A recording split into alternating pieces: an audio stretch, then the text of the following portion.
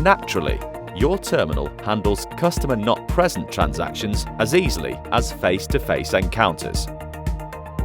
Just enter the sale amount and press Enter. Enter the card number,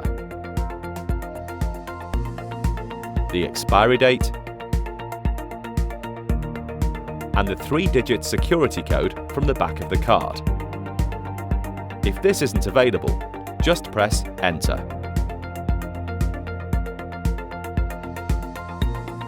If you want to pre-authorize a transaction, just select Pre-Auth from the Main or New Transaction menu and press New.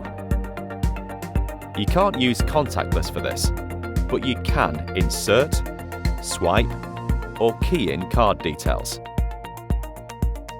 Enter the amount and proceed in the usual way, but do keep the receipt. You'll need it to finalize the sale. Completing a pre-authorized transaction is just as easy. Select Completion from the Main or New Transaction menu. Insert, swipe, or key in card details again. Enter the final amount, using DCC if the customer prefers it.